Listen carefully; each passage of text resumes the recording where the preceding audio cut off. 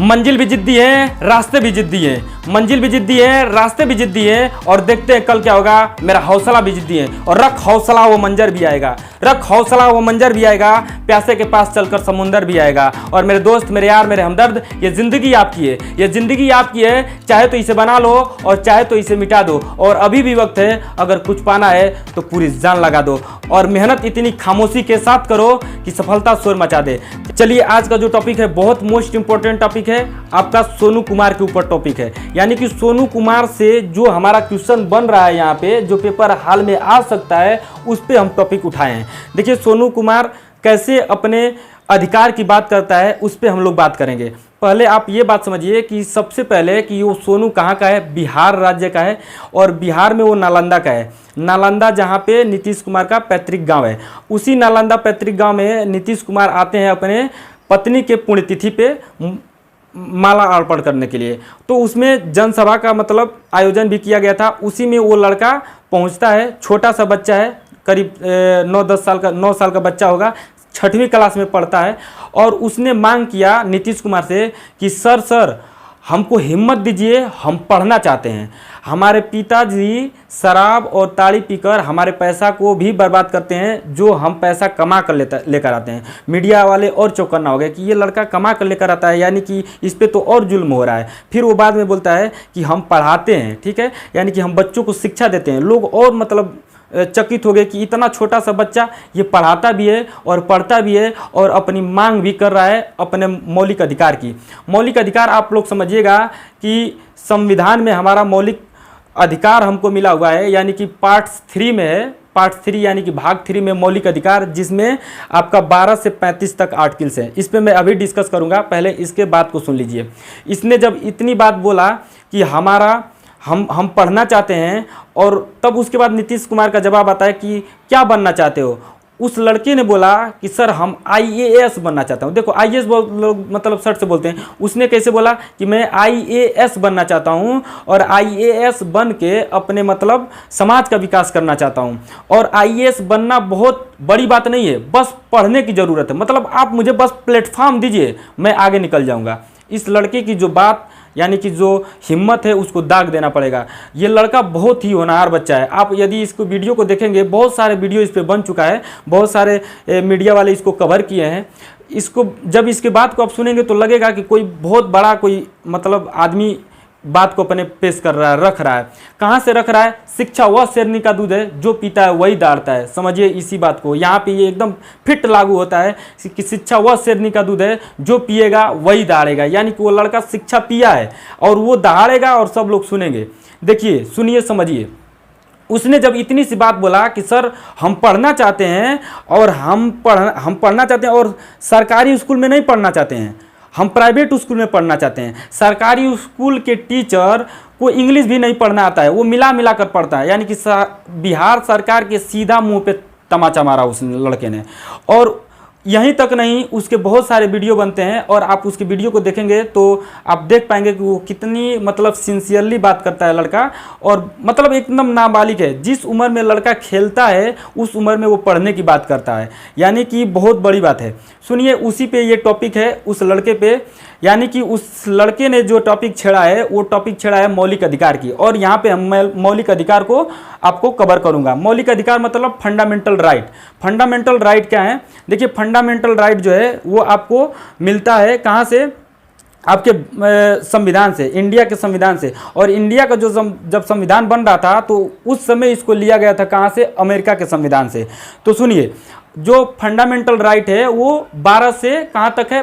35 तक है। ये पूछता है क्वेश्चन, फंडामेंटल राइट कहाँ से कहाँ तक आर्टिकल है? 12 से 35 तक। तो 12 से 35 तक में एक आर्टिकल है 21, यानी कि एक 21 है, और 21 का एक क है। तो पहले 21 को समझिए। 21 जो है, 21 को समझने की बात नहीं, बस 21 जान जाइए। 21 जो है वो प्राण एवं दैहिक की स्वतंत्रता पर सुरक्षा है। प्राण और दैहिक यानी कि लाइफ एंड पर्सनल लिबर्टी। देखिए, प्राण और दैहिक स्वतंत्रता का संरक्षण यानी कि सुरक्षा। तो लाइफ एंड पर्सनल लिबर्टी, इसको भी हम लोग कवर नहीं करेंगे। कवर हम लोग करने वाले हैं किसको? आर्टिकल 21 के क को। ठीक है, आर्टिकल 21 का जो क है, यानी कि राइट टू एजुकेशन, शिक्षा का अधिकार। उस लड़के ने जो बात छेड़ी वो शिक्षा के अधिकार उसको ही छेड़ा है। शिक्षा के अधिकार मतलब वो शिक्षा का अधिकार जो है वो आप कानून से भी मांग सकते हैं, सुप्रीम कोर्ट का आप दरवाजा खटखटा सकते हैं। ये जो मौलिक अधिकार आपको मिला है, इस मौलिक अधिकार में से कोई भी मौलिक अधिकार आपको नहीं मिलता है तो आप सीधा सुप्रीम कोर्ट का दरवाजा खटखटा सकते हैं।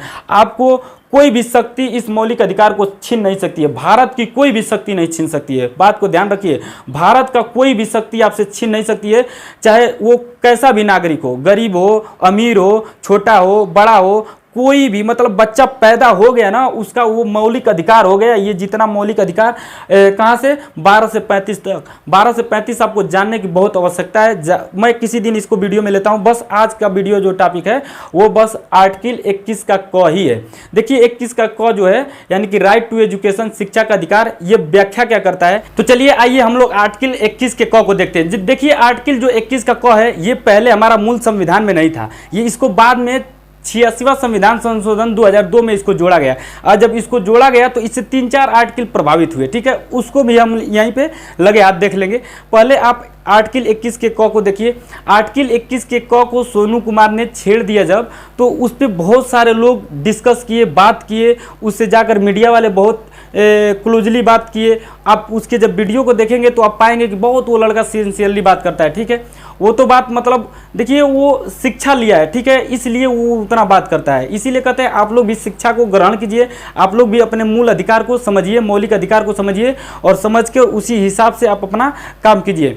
तो चलिए आइए इस आर्टिकल 21 को हम लोग देखते हैं, समझते हैं। जो आर्टिकल 21 का जो क है ये 86वां संविधान संशोधन 2002 में होता है और इसी को वहाँ पे जोड़ दिया जाता है, यानी कि राइट टू एजुकेशन के तहत। राइट टू एजुकेशन क्या कहता है कि 6 से 14 वर्ष के बच्चों को निःशुल्क शिक्षा और अनिवार्य कराने का दायित्व जो है वो आपका केंद्र और राज्य का है। यानी कि इसको जो आर्टिकल 21 का क है इसको समवर्ती सूची में रखा गया। समवर्ती सूची समझिएगा, अनुसूचियाँ 12 हैं और उस 12 अनुसूची में एक 7वीं अनुसूची है। 7वीं अनुसूची में आपका जो है वो 7वीं अनुसूची है संघ और राज्यों के बीच शक्तियों का बंटवारा। और संघ और राज्यों के बीच शक्तियों का बंटवारा में 3 सूचियां हैं, एक संघ सूची, एक राज्य सूची, एक समवर्ती सूची। तो इसको जो रखा गया है वो तीसरी सूची समवर्ती सूची में रखा गया है।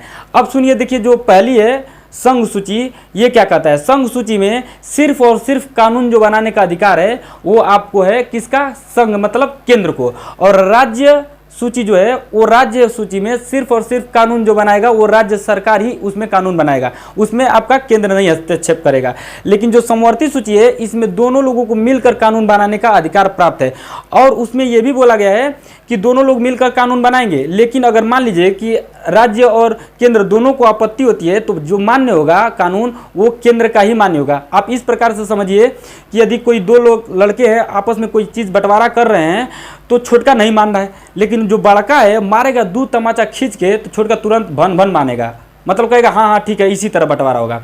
यानी कि यहाँ पे सेम प्रोसेस यही लागू होता है कि अगर राज्य नहीं मानेगा तो केंद्र मनवा देगा उसको, ठीक है, केंद्र के पास शक्ति है भैया। सुनिए उसके बाद ये आप समझ पा रहे होंगे, जान पा रहे होंगे, ये मैं अनुसूचियाँ 12 को 12 पढ़ाया हूँ, आप लोग देख सकते हैं, डिस्क्रिप्शन में लिंक मिल जाएगा, आप वहाँ से जाकर अनुसूचियाँ देख सकते हैं। चलिए आइए इसके अगला भाग हम लोग देखते हैं। जो अगला टॉपिक है ये 86वां संविधान संशोधन 2002 में इसको जोड़ा गया। इससे 2 क्या हुआ आर्टिकल्स प्रभावित हुए। सुनिए कौन कौन से आर्टिकल्स प्रभावित हुआ। एक 45 और एक 51 का आपका के प्रभावित हुआ।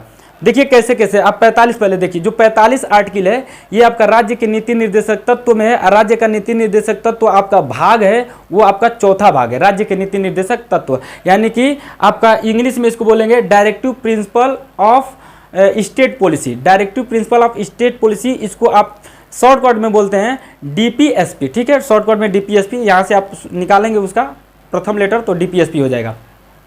तो ये जो DPSP है राज्य के नीति निर्देशक तत्व, ये राज्य मतलब चाहे तो इस पे अमल कर सकता है और चाहे तो न कर सकता है। यानी कि जो यहाँ से आर्टिकल है यानी कि 36 से 51 तक, उसमें सिर्फ और सिर्फ जो राज्य है वो अपना मन करे तो अमल करेगा, मन करेगा तो नहीं करेगा, वो राज्य के ऊपर डिपेंड है, छोड़ दिया गया राज्य के भरोसे। अगर वो करता है तो अच्छी बात है, मतलब अखंड भारत को एक सही डायरेक्शन में लेकर जाने के लिए वो राज्य माना जाएगा कि सही काम कर रहा है। अगर नहीं करेगा तो भी माना जाएगा कि सही काम कर रहा है, मतलब इससे ज़्यादा कोई खास नहीं है। लेकिन इसमें इसमें जो एक 45 आर्टिकल है उसमें लिखा गया था, जब मूल संविधान था उस समय, कि 14 वर्ष के बच्चे को जो शिक्षा है वो प्रयास करेगा राज्य सरकार, गवर्नमेंट जो है दिलवाने के लिए, मतलब देगी, उसको प्रयास करेगी। अगर नहीं दे पा रही है, विफल हो जा रही है, तो कोई दिक्कत नहीं है, कोई बात नहीं है। लेकिन जब 86वां संविधान संशोधन 2002 में हुआ, तो यहाँ पे उस चीज़ को हटाकर मेंशन कर दिया गया कि नहीं, प्रयास नहीं, एकदम दायित्व हो गया। अब देखिए यहाँ पे 6 वर्ष के कम आयु के, वहाँ पे 14 था, यहाँ पे आ गया 6 वर्ष।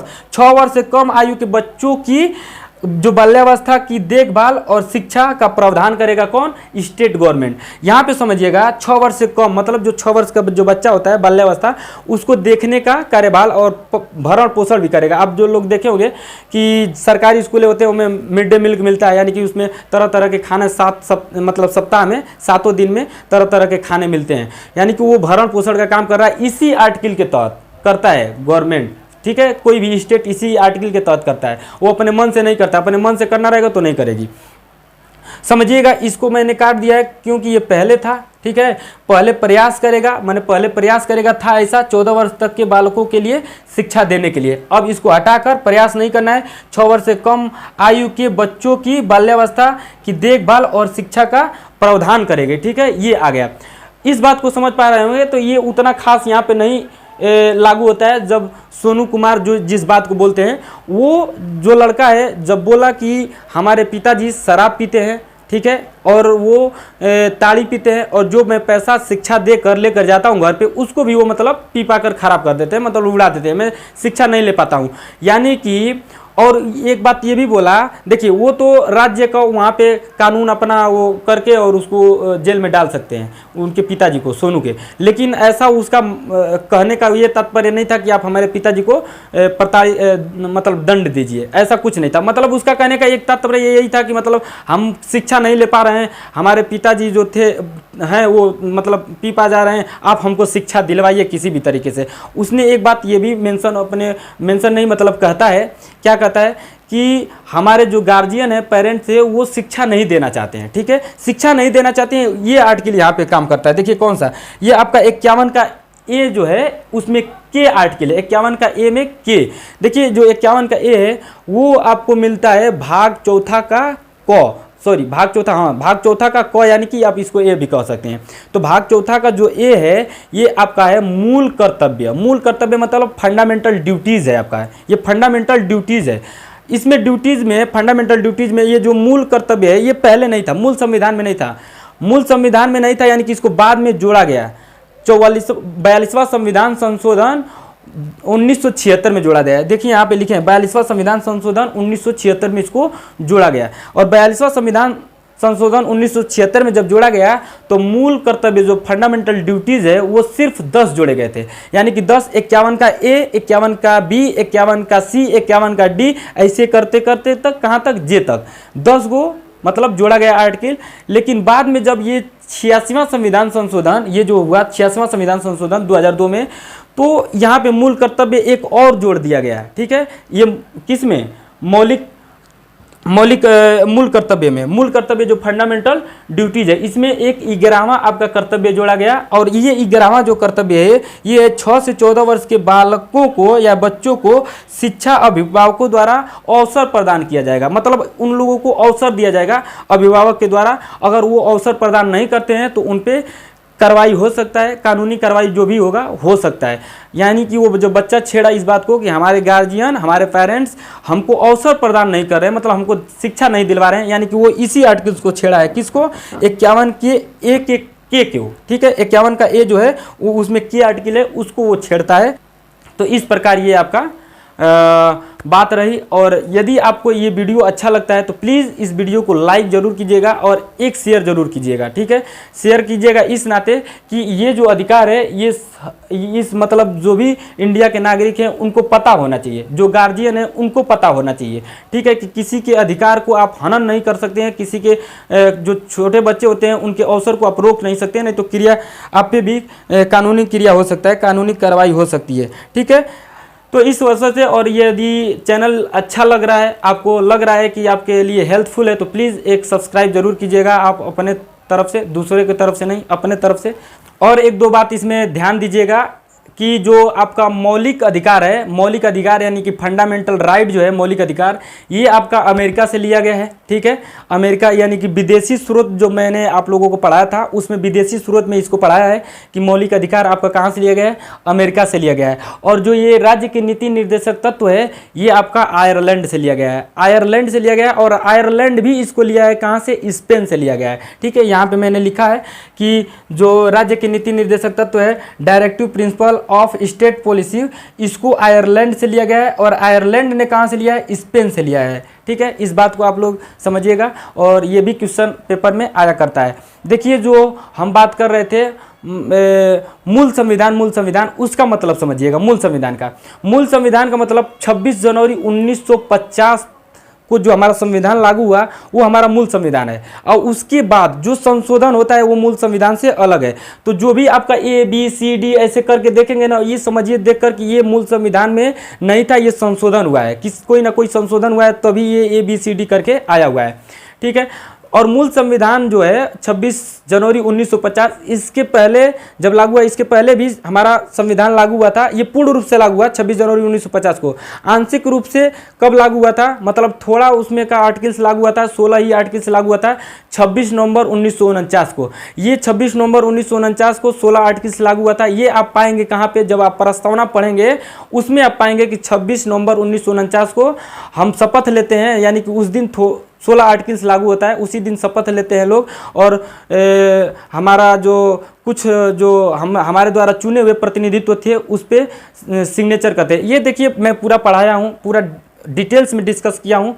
आप जब प्रियम्बल पढ़ेंगे उसमें आपको ये मिलेगा, आप प्रियम्बल पढ़ सकते हैं, देख भी सकते हैं। मैं डिस्क्रिप्शन में लिंक डाल दूंगा। अगर आप प्रियम्बल पढ़ते हैं तो आपको वहाँ से कम 1-2 क्वेश्चन मिल ही जाएगा किसी भी पेपर हाल में बैठेंगे। तो चलिए आज का जो टॉपिक हुआ ये समाप्त हुआ और गुड बाय मेरे दोस्त। प्लीज़ आप इस चैनल को लाइक, सब्सक्राइब, शेयर जरूर कीजिएगा। जय हिंद दोस्तों।